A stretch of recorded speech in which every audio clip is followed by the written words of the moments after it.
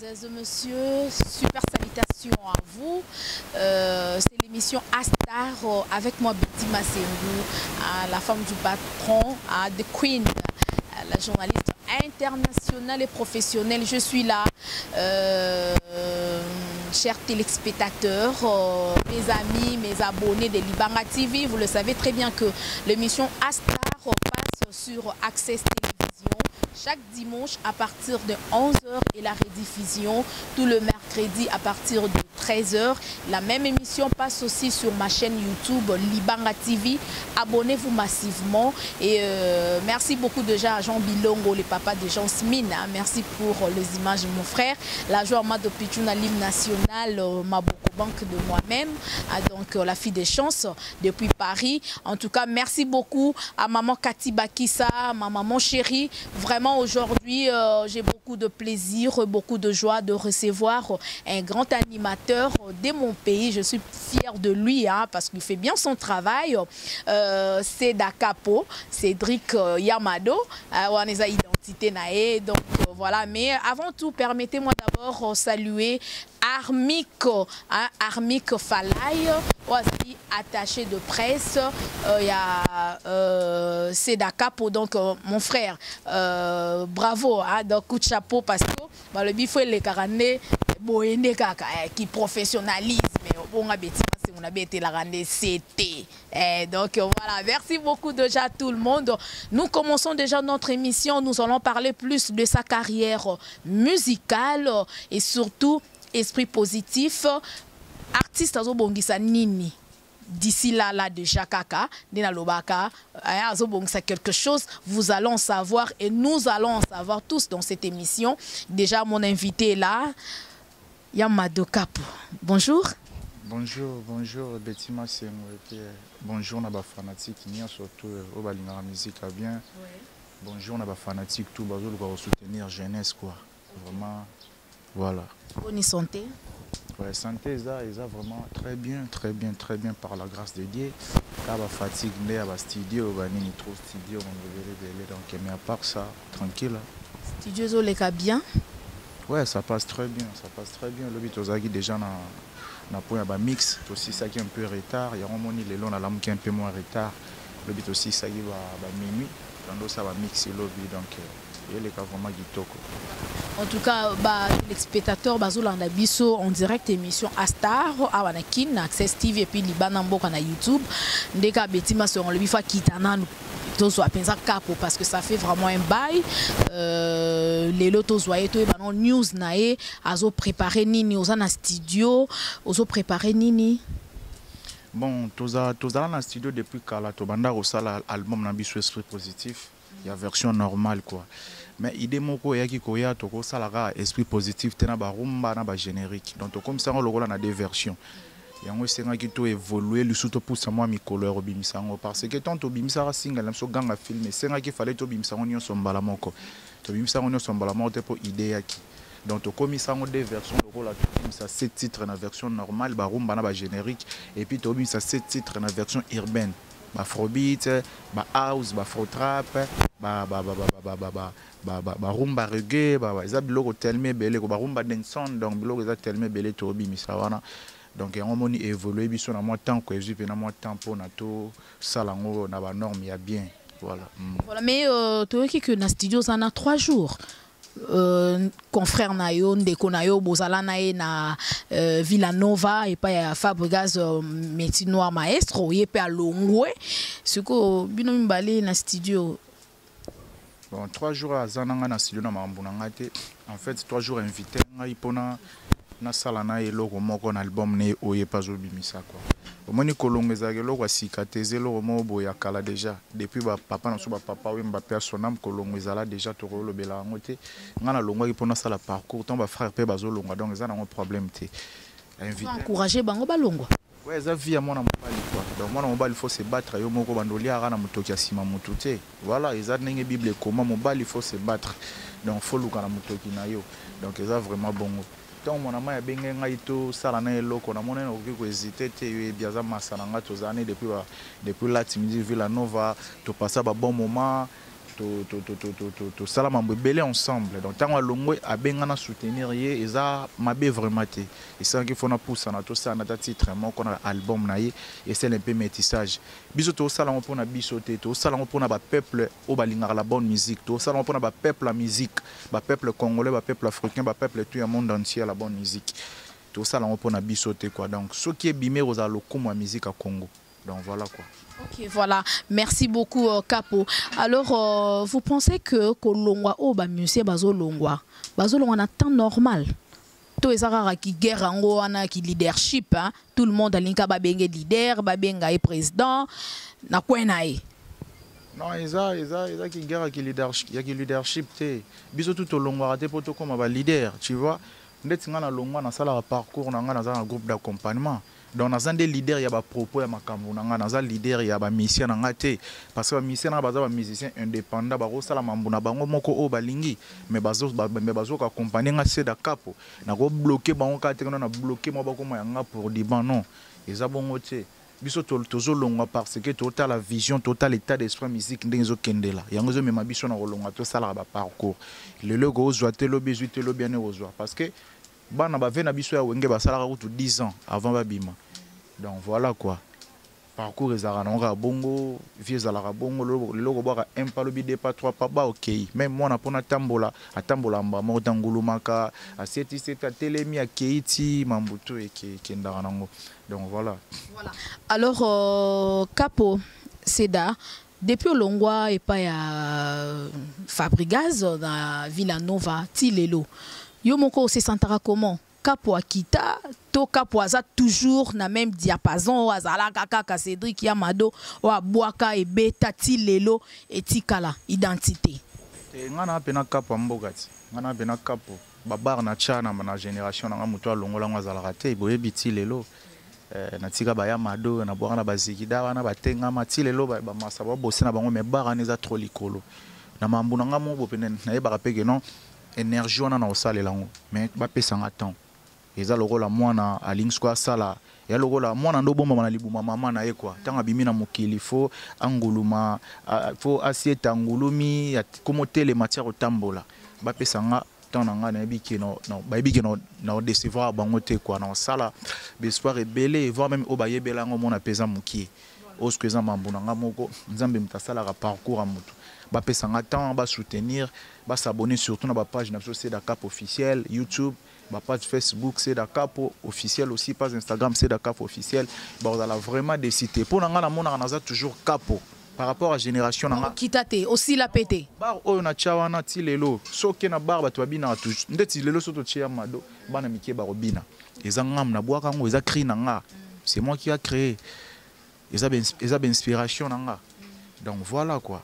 Inspiration na yar lisute te ben cri ya yo moko siko na ya yo moko na parler na yo moko na minute oza susu pa Fabrigas te obeta cri elongo la sko ya mado to lo bati ba pesa temps parce que toto bimsa biloroloro des ezalaki pop pori na suka to boaki toyo et marchaki bien na ba propos na ngona malgré tout promo e bomaki mais et marchaki nango bien et puis to eko bimsela bango ganga film clip ya osakana te ndeti ba idée na zana ngo bon concept ya mamuna osala bato batalaka ndenge ezokende ndeti clip lokola ganga filme wana nayebi te na génération na nga ndeti nde biso tout osala musique yango boye clip abongo vraiment nayebi te quoi donc nga na rosa muta liboso na réaliser ndeti clip abongo parce que clip pe kontaka et puis générique à 3 minutes ganga film et puis générique ezoteya ke non ganga film babeta ke te esprit positif ozala boye tout fait rigola pas beta générique à 3 minutes hein série ba Bercy bazala kuna biso to uti wana biso mto banda mama na Fabrigaz depuis to sala ya mado bato ba komaka ke no ba ya mado na bango pe fozala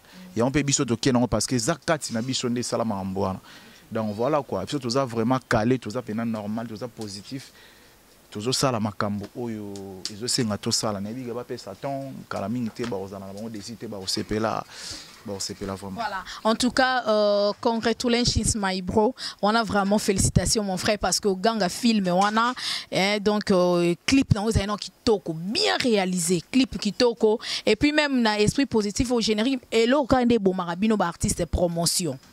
Côté on a vraiment il faut battre bureau hein, armique talana no makambo on a très bien promotion. artiste vraiment akoko beta na ye musique ya bien, clip kitoko, cri ya bien, mais so promotion et simbité et là lisaka. So promotion ça peut makasi et télémisara vraiment et là qu'on a faut rotaler lango très bien. Voilà, revenons na sujet tozo lobela.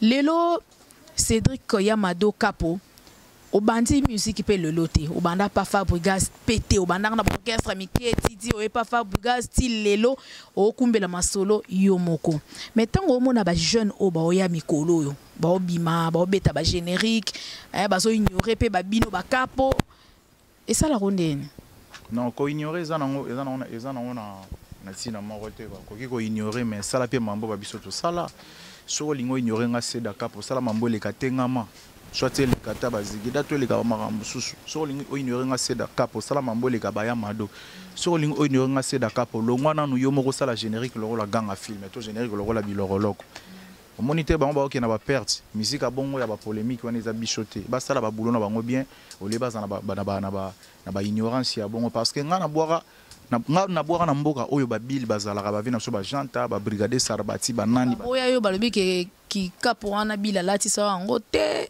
non wana maka animateur mobo et wana eza ba polémique a buzoba nga na kokota na ba ranger wana te na muta niveau na bango te nga na osala musique a bien pour na ba fanatique ba sepelande na osala musique te pour na mona mo abimisi ka ye aboya nga seda peut-être ya yebani te tanga kombo na nga yeluka bato ba cheka donc eza problème te musique a Congo ekendaka nango bongo en tout cas félicitations ba salara toujours bongo nde ba message mais biso to pexé surtout ça toujours musique bato bana besoin musique bana besoin te ke na OK yo boya ki mutu nga na sala ba succès mo bo na limité ba succès oyo nga na sala ki place na zala ki na ba fête ezo beta lelo penza moi baisse kota côté wana mokili les impères baluka mwa moke quoi ba combattant ba ya affaire à corona lisusu ye ezo boma mokili na ndenga osara te ezo boma ndule na niveau moko jamais vu ezo boma musique talaka lelo boy ba bar esalaka te ba boîte eza ko kangama ba concert ebeta marasu te donc na bishio donc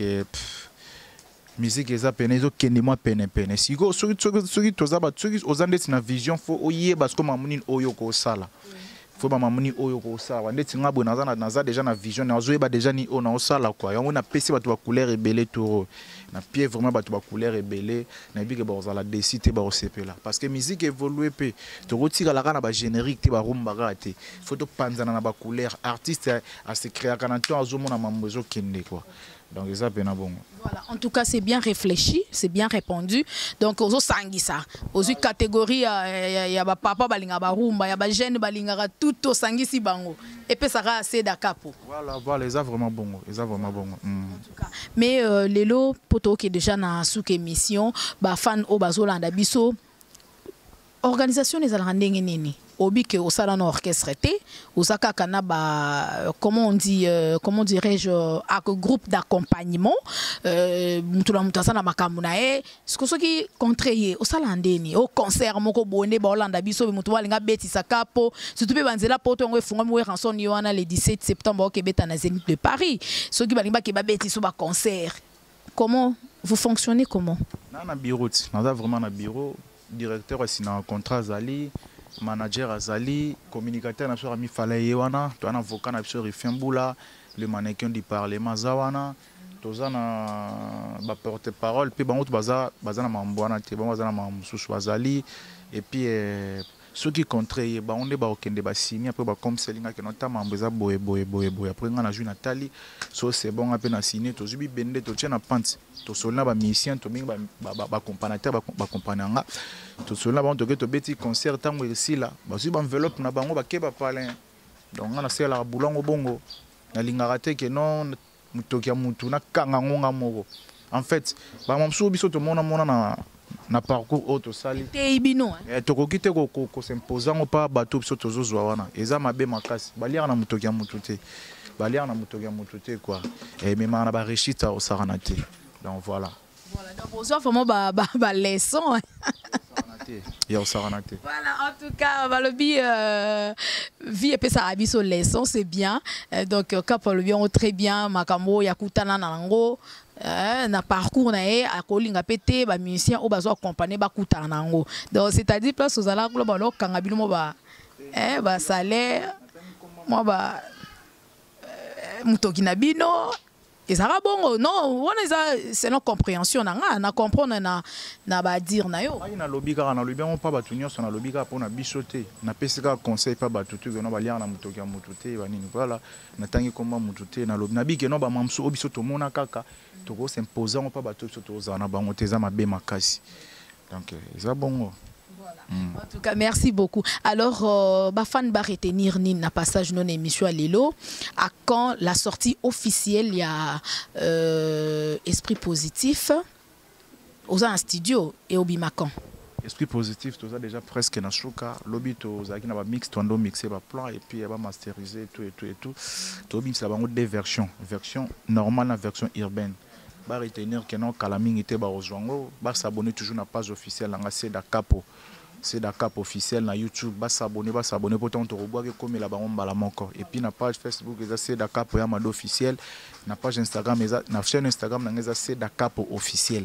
Vraiment ba s'abonner vraiment. Nabi que ba ozala décider quoi. Ba ozala décider ba s'abonner vraiment ba ozala décider. Et puis numéro ya téléphone par rapport ya sur ba toazana besoin ba kutanana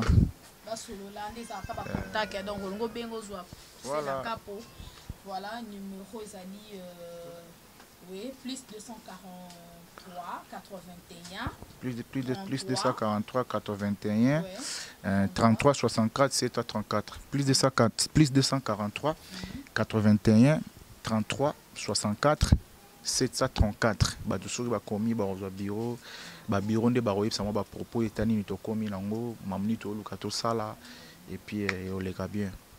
Voilà. En tout cas, merci beaucoup. Alors quelques dédicaces, quelques salutations. Na bato balinko soutenir yo numéro APC hein. Osobo bengi anytime. Artiste Azara déjà disponible. Osobo bengi bo solo la boye barande nini et robetama. Voilà. Quelques salutations na moi le kwasuka après nga no désannoncer na ngai.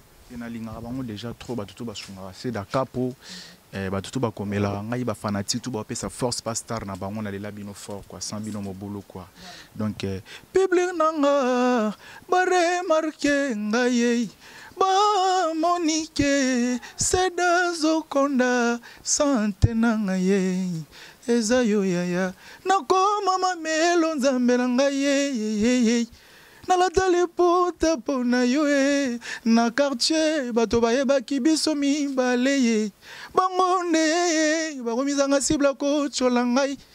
Wow. Vraiment wow, it's just wonderful. Mais identité to kozwango en émission et ko sangate Yamado identité. Yamado nyonso ya yo tala tibia. Voilà. Baya ya balela Yamado dans deux fois. Merci beaucoup. Good luck mon frère. Bon. Limité ba vieux mususu on a pesa respect na musique à Congo ba animateur ba salango. On prend mais na reconnaître bango etake ba vieux ba salanzela obiso to tambulela kina ko ignorer bango te pona na bandi marambo. Na banda marambo na donc voilà quoi. On se retrouve hein. Na succès aux oa peme na Fabregas. Combo capoté na ba domaine nyonso. On se retrouve on est bino yo déjà so yo lukanga parce que non a déjà c'est dans na boka ba créer kanga na sala parcours na uté pas Fabregas. Que se retrouver en union sur yango yo quoi donc mais na marambo sous tant pis quoi on a to lobela ngote sur la musique peut-être qu'on a aussi retrouver na ba bien matériel à gravité maintenant na banda parcours na ngamo on se retrouver plus que kuna donc voilà quoi la vie c'est comme ça sans rancune Fabraza mutabimisa so dans ndule aza père et puis par respect belé si gazali na otira la toujours seda et puis changer de n'a rien. Voilà. Merci beaucoup, c'est bien répondu. Dès qu'à oser reconnaître Ebola mouya père na yo Fabregas mais souye père à moi déçu na ndenge bolongwa botike na moi choc moko et surtout na o kamikola ozo benga bina filé erreur du maître. Nyo so peut-être que ça la moi ba déception anate. Bon moi je ne sais pas. Nga pena bilo wana na bien ngote quoi peut-être abosana ki nga benga ki bongo. Pona landa ki pena miswa papimbo ma batindele nga mo strango na téléphone. Pas batunanga le rôle là-bas na pesi déjà mbote pas Trésor Luendo la grand prêtre boss des boss Trésor Luendo la venanga titu le vol trocadé papa na déjà quand même grand boss Théo Zambota mon papa Théo Zambota boss à Makasi Mutambongo na monaki yango banini donc peut-être abosana ki pour bina finga ne biga bina fila za mono asala ko nerf asala fabrication nerf ya osarana te ti lelo et puis asala biso tout nerf donc biso tout toza bon nerf ya fabrication sura bengi erreur peut-être bosanaki vous soit bosanaki te peut-être 13 ans lelo mo bina fila sala ki fabrication ça s'appelle ki na ngote faut pas bongisana na ndenga kati que non ba bongisana na ndenga miso batuna de crambo eza bien te yaza papa wana za mwana kwa ba se soigner bango de olega bien. Le linge sale se lave en famille, dit-on. Hein, donc, makamusu faut solo la en na coulisse ndenge kapa lobby donc ils a vraiment bien. Mais yo za animateur atalako obeta baya mado. Siko yo o mélange ka ne koyemba na kati. Artiste musicien. Pas Fabregas ndé na sala ki atalako po esengaki na sala ki atalako. Mais nga naza artiste musicien na oyemba na obina na pesa percussion donc voilà quoi naza vraiment artiste musicien ba donc mais ça na kobenga artiste musicien voilà. Artiste musicien c'est d'ailleurs Mado c'est Dakapo siko toyeba ki on a face A na yo siko to mikolo toyeba na face B na kota koyemba pe lisusu nazoyemba na sali ba style belé au saranate na album ezobima esprit positif surtout urbain. Bah, on découvre dans la stylo, bah tu vas y vraiment té. C'est pas featuring. Bah fit ezali, mais tu dévoiler té, bah au moins on aura surprise tant que bien, on a sali bah fit dans l'un des personnes on peut balingara. On s'appelle Fabregas, c'est possible. Peut-être un jour, mais pour l'instant, on a vraiment zaté. Tout aussi ici déjà na biso. Aïe, la joie de pitcher dans l'hymne national. Ce qu'on mise à Longwe. Ah ça là et comme featuring na ex-président comme ka siko na nuté bo visa ka ba mise mususu na pourquoi na ko banana en place où ta quitté ils en ndenga peut-être Fabroisa occupé na ba marambu na yazo sala na ko déranger te na to ça featuring to sala déjà ba featuring déjà trop na boira ya mado ye pas l'intervention na kati to boira na etengama ye pas l'intervention to sala tala ba featuring ebele déjà c'est peli sabat les rosaki na kati eza déjà longwe eza déjà featuring ba to mona déjà ya boaki ngana boaki sala métissage ya ba to ba sepela est-ce que ero suto lukango to lukango te faut yenda sala na ba to sika o bazanga te pour batala sunengo opesa ngape fona sala na bato bazayete pour totala sunengo opesa donc pour l'instant to rôle ça ça featuring na nani artiste ni non baza tellement belle rêve eza mulaya o saranate rêve eza maman na mulaya o saranate soit deux noms kaka deux artistes wana autant à des artistes mais bazan nombreux ba o sepelate tu vois donc voilà wa baza tellement belle o saranate. Voilà. En tout cas, tu comprendre, hein, aboine autant à combo, bon, tu en vouloir yoté, ils ont point de vue na yo. Mais ndengo longwa Villanova animation qu'on a fait 3 jours à ça soutenir en défendre kuna. Oyo kabondeni. Hein? Bon, moi je ne sais pas, ba pesa mon toujours chance sur ba pesa biso peut-être. Ba aussi la ba boulot est bien. Ba pesa mon aura toujours chance sur ba pesa biso, ba linga ba on kaka. Ba aussi la ba boulot est bien quoi. On va parler de ce que tu as fait, tu as toujours très bien. Et puis voilà. Tu as déjà fait cri. Tu as crié sur les arayayo. Non, pas Fabregas. Après ça, il a crié au boire na zigida. Ate belaya bazaluba kotele melanga bona za capitaine. Ya bila pesa nga brazaro yonatina bona binisa gambogo yoi. Fabregas medre mengana capitaine abanimatere. Allez toquer, tu vas trop toko makasi, on y va, voilà. On a crié Fabregas nous taper ça où? On va boire à la place capo. Moi idée on a to travailler on a Fabregas. Oh tu es tigali ngamona lala na wana sala ba cri. Fabregas lala a comprendre na yana ba yamado, na yana ba tengama. Nayana ba ya parti allez bloquer la danse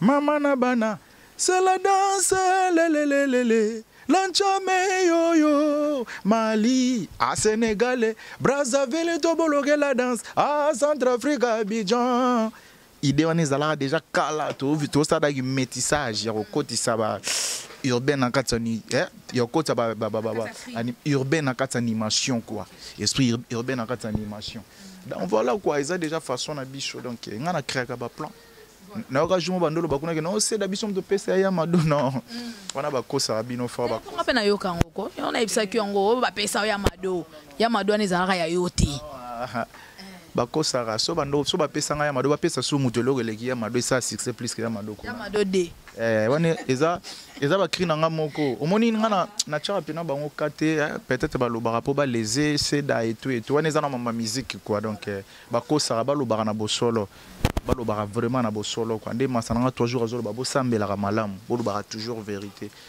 moni orchestre wana na sala pena ba boulot na se sacrifier pena moi trop quoi tu vois. Merci nanga ba pesa nga tana koloba bo solo pour créer le rôle ya mado kanga monde entier za créer nanga ba tenga ma blog belé bon voilà inspiration ne uté wapi aiza ande to mona ka mukili na ba côté ke lopeka créer ndeka bo ndeka za na moi petit no mo bo travailler na parler ya ela comme ba créer yo pour memiango kuna et sali pe makambo nana ba petit belé mais depuis ba petit nanda ozana ba petit mote na pesa nga créer na boire no caisse. Et bah cri tout na boire ba cri on a mon sala na mutu nanga voilà petit moté na pesa nga cri mais nana ba petit belé na ba pesa nga pe ba cri belé fort ezawana donc peut-être ndé na zabo un jour na do bimisa mo ndambo no inspiration ndé ezara ndé inspiration ya rat ndé inspiration ya kaka artiste faut la inspirer na komona na kotala na koyoka na ki humilité na ki sincérité na kolinga batu. Donc voilà quoi batu ndo poussa na pembe na yo maloba bazolo bawana okovanda bo lali bo réseau ça on peut crier ça les succès donc voilà. Okay. En tout cas, c'est bien répondu. C'est Daya Mado. Je pense la joie Mado Pichuna à Lingara Biloka Boy. Donc, il y a ya Mado avise da bâtiment Sengosoro et Ambi Mado. L'émission à Star. Donc, il y a Lingara de Boy. La joie Mado Pichuna depuis Paris, Maboko Bank, l'hymne national. De gros coucou à vous, ma belle. Je vous la dédie cette émission. Voilà. Tozana Seda, esprit positif. Et ça, album. Maxi single, mais quand on éclairci ba fan bolanda biso. Non, on a déjà esprit positif faisant à 2 versions. Ça c'est titre urbain, c'est titre normal. Donc tout ça c'est titre générique, ba rumba, des musiques na sur Congo et marche à puis tout ça c'est titre ya ba afrobeat, ba afro gang, ba bloc on a ba urbain on a tout ça na ngopé wana. Donc on mbala ngoni surtout bimisa na 2 couleurs pour ezala tege no apesa ki rumba koto apesa ki générique koto bato afrobeat basi koto na bato donc to pesa ngonyo sombala moko bi ke monde c'est tomba o album wana vraiment ba ozala décider ba o sepela grave ya o saranate. Qui est derrière vous? Tozana collaboration na bato belé hein. Tozana collaboration na bato belé, tozana ba le vieux Théo Zambota, grand prêtre, mon papa Théo Zambota, donc boss de boss, mon papa Théo Zambota, boss. Il a soutenir. Baza tellement belé, baza na ba venanga godé ouais tous les rois machik bondo. Yego tazana nzembo na album na soto mba normal wana esprit positif. Il tazana nzembo wana. Baza lo na ba to lo la ba trésor luindula na katsangola, grand boss au sarana te tazana nzembo. Donc bato baza tellement belé bazo soutenir biso ba bureau le ba maître Christian Bay ba refin boula les mannequins du parlement ba Armi Fala communicateur na biso toujours boulot et puis tozana ba Henri Mokobo tozana ba Wize Khalifa donc zanti soit garo saranate mamboza tellement belé toujours bossé bato bazala décider ba OCP là.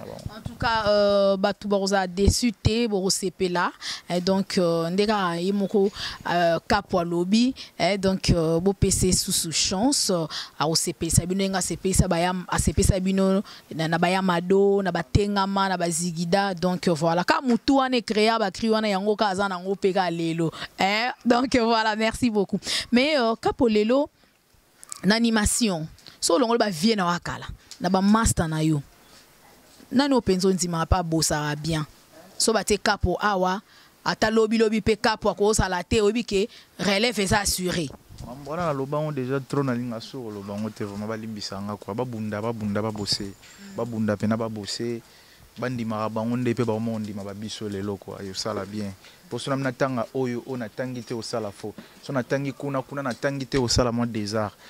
En tout cas, babunda kaka, ba pesa toujours quand amna travail na bike ba ozala décider mon kili ba osepela na bango.